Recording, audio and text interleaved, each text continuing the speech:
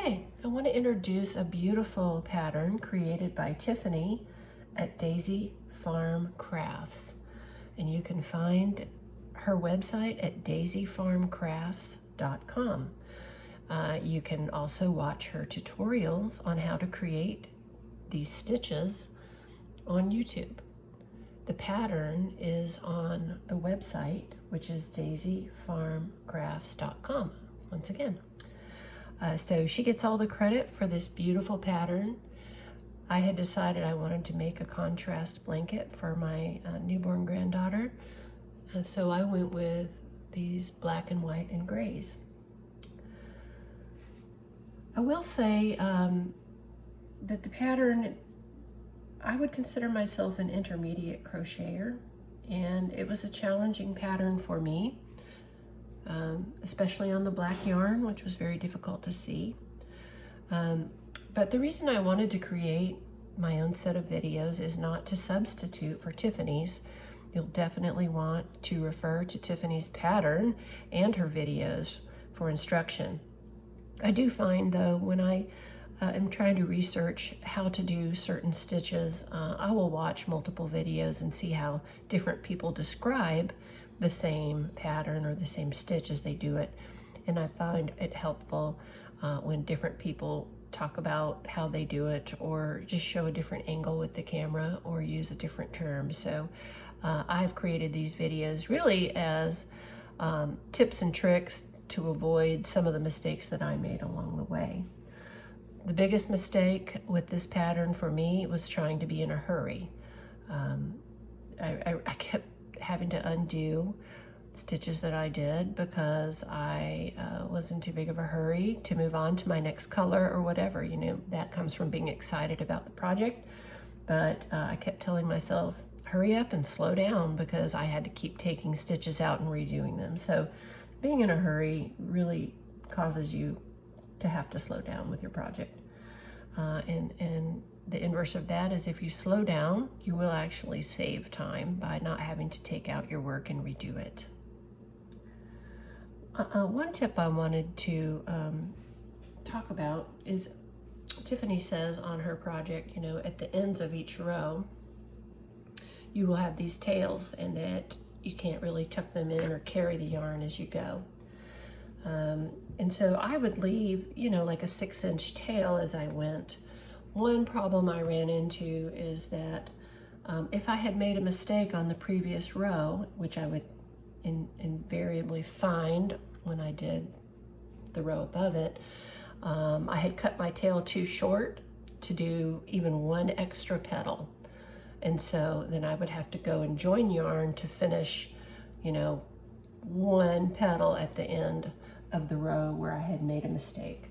So I would recommend, even though it feels wasteful, to keep your tails nice and long, maybe even a foot, you know, 12 inches long, so that if you have made a mistake and you've cut your yarn, you can go back and add in the stitches that you need to add in without having to join another 6 inches of that color to complete that row.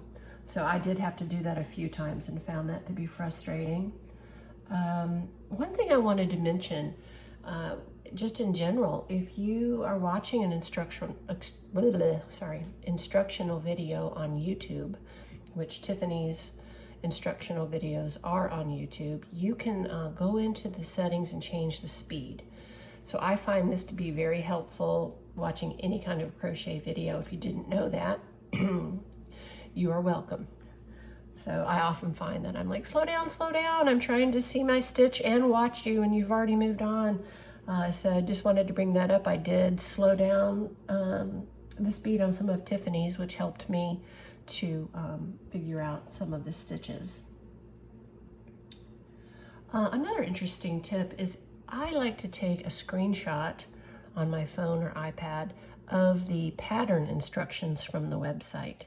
I don't know if you find it frustrating, but if you've got any website pulled up, for whether it's a recipe for cooking or you're following instructions for crochet on a pattern, you know, your device will fall asleep or whatever. And sometimes it takes several different steps to get back to where you were on the website. So what I do is I just take a screenshot, in this case of the pattern, and it took maybe 3 different screenshots to get the whole pattern, but basically you're taking a photograph of that page of the website, which is then stored on your phone or your iPad under your photos, and it's much easier to retrieve.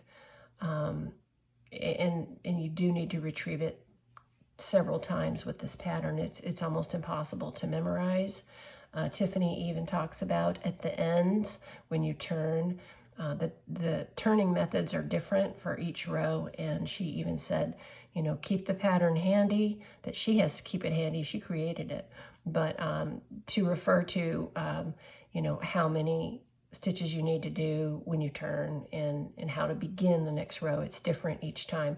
Once you begin each row, you definitely can memorize how to get across it without too much trouble. But I will say for me, this pattern requires mindfulness. I mean, you really have to I had to pay attention to what I was doing. I could not let my mind wander, not even for a second.